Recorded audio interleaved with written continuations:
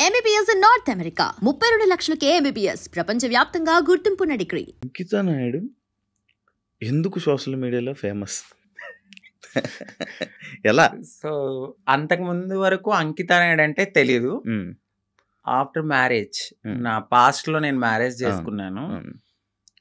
ఆ టైంలో సో బాగా వైరల్ అయిపోయింది ఆ వీడియో అనేది. ఒక ట్రాన్స్ ఒక అబ్బాయి బాగా మ్యారేజ్ చేసుకున్నారు పబ్లిక్ లో అనేది చాలా ఫేమస్ అయిపోయి వైరల్ అయిపోయింది ఆ వీడియో. దాని తర్వాత మా కమ్యూనిటీ నుంచి స్నేహ గారు నన్ను ఇంటర్వ్యూ చేశారు. దాని తర్వాత సో సో సో చాలా మంది చేశారు, చూసాను ఇంటర్వ్యూ, చూసాను మీ కపుల్ ఇంటర్వ్యూ అప్పుడే దానివల్ల ఫేమస్ అయిపోయారు. చాలా. ఇప్పుడు నార్మల్గా మ్యారేజెస్ అంటే మీరు ఎందుకు నమ్ముతున్నారు? ఎందుకంటే మీ దాంట్లో ఎవరి లవ్ కూడా సరిగ్గా సక్సెస్ అయింది లేదు. అవునండి. ఎవరో ఒక అబ్బాయి రావడం, మోసపోవడం, కొట్టడం, తిట్టడం, చంపడం ఇలాంటివన్నీ జరుగుతూనే ఉంటున్నాయి. అవునండి. కానీ మీరు ఎందుకు నమ్మి మళ్ళీ మ్యారేజ్ చేసుకున్నారు? అండ్ మీ ఇంటర్వ్యూ నేను చూసినట్లయితే మీరు ఒకరి మీద ఒకరు చెప్పుకున్న ప్రేమను కానీ ఇది కానీ ఇప్పుడు రియల్ జంటలు కూడా అంత ఉండరేమో, అలా ఉండేవాళ్ళు. సో నరదిష్ట అంటారు కదా, మేబీ అది కూడా కొంచెం అయి ఉండొచ్చు. సోషల్ మీడియాలోకి వచ్చిన ఏ కప్పులు కూడా అంత త్వరగా కలిసి ఉన్నట్టు ఏమి ఉండదు. మేబీ ఒక కపుల్ అంటే నాకు తెలిసి గుట్టుగా ఉండి ఆ ప్రేమను అక్కడే చూపించుకోవచ్చేమో. బట్ నేను వైరల్ అయిన తర్వాత నా లైఫ్ మొత్తం అంటే యూట్యూబ్లోకి వచ్చేసాను. నేను యూట్యూబ్కి వచ్చి నా లైఫ్ స్టైల్ మొత్తం అందులో పెట్టాల్సి వచ్చింది. ఆ టైంలో ఏంటంటే ఏదో ఒక కంటెంట్ అనేది ఒక వీడియో రూపంలో నేను మెసేజ్ ఇవ్వడం అనేది జరిగింది. సో అదైతే కావాలని చేసింది కాదు, అంతే బాండింగ్ ఉండేది ఇద్దరి మధ్యన. సడన్గా కొన్ని రీజన్స్ వల్ల విడిపోయాం. ఎందుకు విడిపోవాల్సి వచ్చిందంటే, ఒకటి ఫ్యామిలీ యాక్సెప్టెన్సీ సరిగ్గా లేదు, వాళ్ళ ఫ్యామిలీ యాక్సెప్టెన్సీ అస్సలు లేదు. ఇంకొకటి నేను ముందుగానే చెప్పాను, నేను ఎప్పుడైతే నేను మా అమ్మగారికి ఇల్లు కడతానో సో అప్పటి వరకు ఆగమనే చెప్పాను. నేను అప్పటి వరకు నేను కొంచెం కష్టపడాలి. ఇప్పుడు నువ్వు వచ్చావు కదా అని నేను రాలేను, ఎందుకంటే ఎట్లానే అవుతుంది, ఆఫ్టర్ బ్రేకప్ అయిపోతుంది. సో నేను మళ్ళీ నా పాస్ట్కి వెళ్ళలేను కాబట్టి కొంచెం టైం ఇవ్వు అని చెప్పాను. ఆ అబ్బాయి అన్నీ ఓకే అన్నాడు. నేను కమ్యూనిటీ వర్క్స్ చేస్తానని చెప్పాను, ఇలా కమ్యూనిటీలో ఉంటాను కొన్నాళ్ళు, మనం సెటిల్ అయ్యే వరకు. దాని తర్వాత మా పెద్దవాళ్ళకి చెప్పి మనం హ్యాపీగా మన లైఫ్ లీడ్ చేద్దాం, నేను ఇల్లు కట్టుకోవాలి మా అమ్మగారు. దాని తర్వాత నేను మ్యారేజ్ చేసుకున్నాం.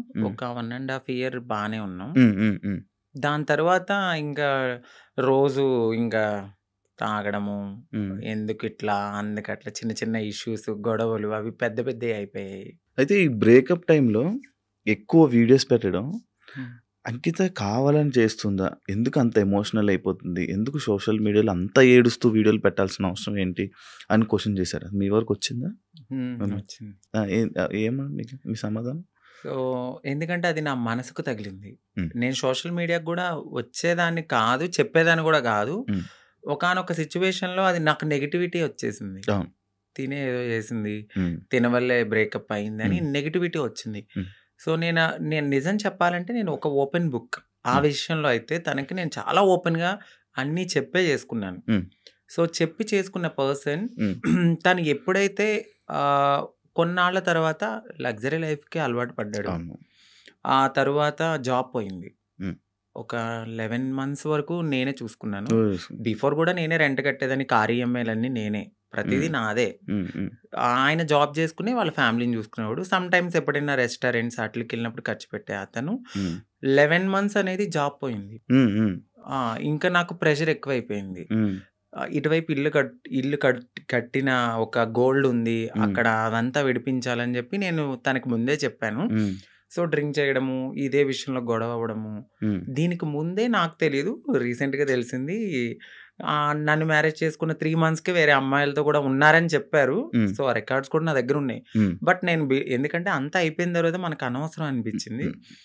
ఇవన్నిటిని ఒక పక్కన పెడితే నాకు ఒకానొక సిచ్యువేషన్లో తను రెడ్ హ్యాండెడ్గా అంటే మా కమ్యూనిటీ వాళ్ళు ఎవరైతే ఉన్నారో వాళ్ళలో నా కోడల్ని నేను ఇలా వస్తున్నాను అని చెప్పడము, నేను తన్ని చేజ్ చేయడము, పట్టుకున్నాను, సో పరిగెత్తేశాడు. ఇవన్నీ నేను చూసి నా మైండ్ అనేది ఒక్కసారిగా మాకు అవసరం లేదు, ఈ కమ్యూనిటీలో ట్రాన్స్లోనే ఉండాలి, మమ్మల్ని మేము ఎంత అందంగా మార్చుకున్నా వాళ్ళు కొన్నాళ్ళే ఉంటారు. సో వద్దు, సింగిల్గా ఉండడం బెటర్ అనిపించింది. దాని తర్వాత నేను సోషల్ మీడియాలో నేనే పోస్ట్ పెట్టాను. వద్దు అంటే నన్ను కలవడానికి 2 times అట్లా ప్రయత్నించాడు. బట్ నాకు మనసుకి తగిలింది అది. ఎందుకంటే ప్రతిసారి నేను యాక్సెప్ట్ చేయడము, ఇది మా ఇద్దరి మధ్యన జరగడము, వాళ్ళ ఫ్యామిలీకి చెప్పడము, మా ఫ్యామిలీకి చెప్పడము, మీ చావు మీరు చావండి అనడము, ఇవన్నీ నేను ఇంకా తీసుకోలేకపోయాను. నేను మారింది నా కోసం, నా సెల్ఫ్ నేను ఆనందంగా ఉండడానికి. ఎందుకు దీంట్లోకి దూకానా? ఇంకొకటి, కమ్యూనిటీలో అందరికీ ఒక రోల్ మోడల్ అనుకున్నారు, ఇప్పుడున్న జనరేషన్లో ఇంత బాగా ఉంటున్నారా అని.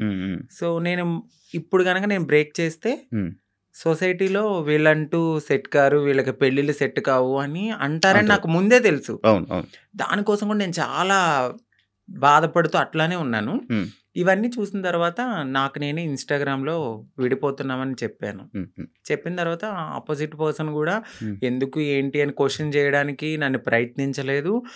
నేను వీడియోస్ డిలీట్ చేసేసాను. తను కూడా అప్పటికే వేరే అమ్మాయితో లవ్లో ఉన్నాడు. ఓకే. ఓకే. అలా బ్రేకప్ అయింది. సేమ్. అంటే నేను ఎన్నిసార్లు వద్దన్నా కావాలనుకున్న మనిషి ఒక్కసారిగా నేను వద్దు అన్నప్పుడు ఎందుకు బ్రేకప్ చెప్తారు? ఒక 1.5 yearలో చాలా గొడవలు అవుతాయి. ఇది మాకు అప్పుడు మేము విడిపోవడానికి కూడా చాలా చిన్న రీజనే. దానికి ముందు చాలా పెద్ద రీజన్స్ ఉన్నా మేము కలిసే ఉన్నాం. అప్పుడు కలవాలి అని ఒక పర్సన్ మన ముందు బతిమలాలిన మనిషి ఒక్కసారిగా ఎందుకు వదిలేసుకున్నాడు? బ్రేకప్ అంటే వదిలేసాడు. దానికి తనకి ఎక్కడో కనెక్ట్ అయ్యాడు, ఇక్కడ వదిలించుకోవాలనుకున్నారు. తను కూడా ఏం చేశారంటే అక్కడ అమ్మాయిని కనెక్ట్ అవ్వడానికి కమ్యూనిటీలో ఎవరితోనో రిలేషన్ కి పరిగెత్తినట్టుగా నన్ను నమ్మించాడు. సో అక్కడ నా మనసు బ్రేక్ అయిపోయింది.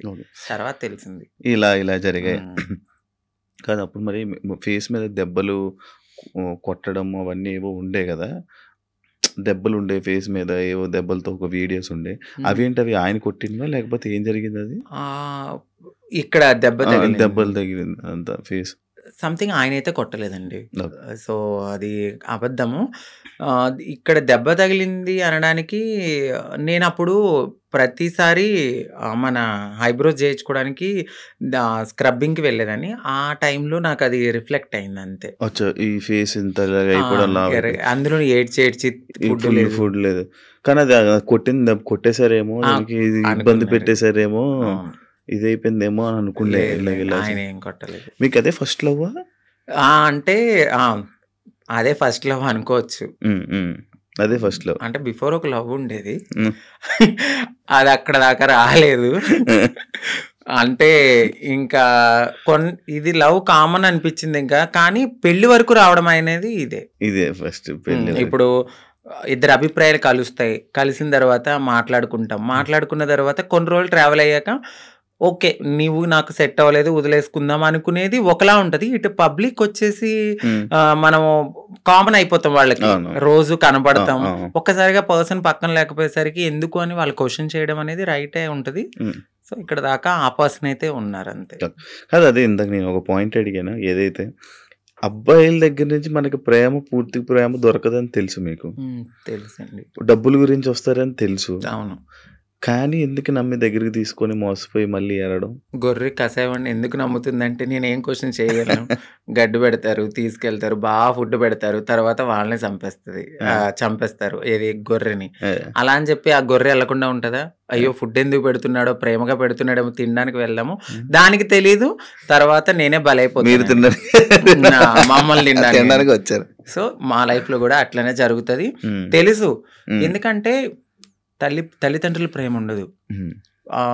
ఫ్రెండ్స్తో ఎవరితోన్నా మాట్లాడినా కూడా తను ఎందుకు మారిపోయాడు కదా, అట్లా ఇట్లా నువ్వు ఎందుకు మాట్లాడుతున్నావు, నీకేమన్నా రేపొద్దున బ్యాడ్ రివ్యూ వస్తుందేమో అని చెప్పి ఫ్రెండ్స్ ఎక్కువ మాట్లాడరు, సొసైటీ యాక్సెప్ట్ చేయదు. ఈ టైంలో ఎవరో ఒకళ్ళు మమ్మల్ని దగ్గరికి వస్తారనమాట. ఓకే మాకు ఈ ప్రేమ దొరుకుతుంది, జెన్యున్ ప్రేమ ఏమో అని నమ్ముతాం, నమ్మి దగ్గర తీసుకుంటాం. తనకు అయ్యిందని చెప్పి నాకు అవ్వాలని లేదు కదా అని గొర్రెలుగా నమ్మేసి ముందుకెళ్ళిపోయి తర్వాత బలైపోతాం. ఇప్పుడు అమ్మలతో లేదా? అంటే హైదరాబాద్లో నేనే ఉంటున్నాను, ఇంటి దగ్గర ఇల్లు కట్టాను. అక్కడ మమ్మీ వాళ్ళు ఫ్యామిలీ అంతా అక్కడే ఉంటారు. ఇప్పుడు ఎలా డబ్బులు? ఇప్పుడు నేను నార్మల్గా అయితే యూట్యూబ్ మీద యూట్యూబ్ బేస్ చేసుకున్నాను. దానికి బిఫోర్ నుంచి నేను కమ్యూనిటీ వర్క్స్ చేస్తూ నేను సెటిల్ అయిపోయాను. ఫైనాన్షియల్గా అయితే ఇప్పుడు నేను చాలా బాగా సెటిల్ అయ్యి ఉన్నాను. యూట్యూబ్ చేస్తున్న ఇన్కమ్ అట్లానే కొంచెం యూట్యూబ్ నుంచి ఇప్పుడైతే 1.2 అట్లా యూట్యూబ్ బిఫోర్ ఇంకా ఎక్కువ వచ్చేది. ప్రమోషన్స్ అవన్నీ ప్రమోషన్స్ చెయ్యట్లేదండి నార్మల్ ప్రమోషన్స్ అమ్మాయిలకు సంబంధించిన బిఫోర్ చేశాను, అసలు చెయ్యట్లేదు నేను నో పెయిడ్ ప్రమోషన్స్ అని కూడా పెట్టాను. అవును చూసాను నేను. ప్రమోషన్స్ చేయరు, ఓన్లీ యూట్యూబ్ నుంచి 1.5 lakh 1.2 ఒక 2 months నుంచి అయితే మాత్రం నేను సరిగ్గా ఈ వీడియోస్ చేయట్లేదు. 12,000 13,000 అట్లనే వస్తున్నాయి, అంటే ఒక 3 months నుంచి. దాని బిఫోర్ నేను బాగా చేసేదాన్ని 1.2 మ్యాక్స్ 1.5 మధ్య. ఇప్పుడు రెవెన్యూ ఇంకేం లేదు. ఈవెంట్స్కి ఏమైనా వెళ్తారా? ఈవెంట్స్ ఏం లేదు. ఇప్పుడు నేను షాప్ ఓపెనింగ్స్ అట్లా ఏదైనా జరిగినప్పుడు కొంచెం నాకు తెలిసిన వాళ్ళు విఐపీస్ కానీ వాళ్ళకి కానీ దిష్టి తీయడము, లేదంటే వాళ్ళ ఇంట్లో ఎవరైనా పుట్టారు అంటే బ్లెస్సింగ్స్ కానీ నన్నే పిలుస్తారు. అక్కడికి వెళ్ళినప్పుడు బాగానే ఇస్తారు. 51 51 31 ఓకే. మొత్తం మంత్లీ ఓవరాల్గా ఇప్పుడైతే నా ఇన్కమ్ 1.2 అంతే. అంతే మొత్తం అన్ని కలిపినా కూడా అంతే అంతే, అంతకు మించి చెప్పట్లేదు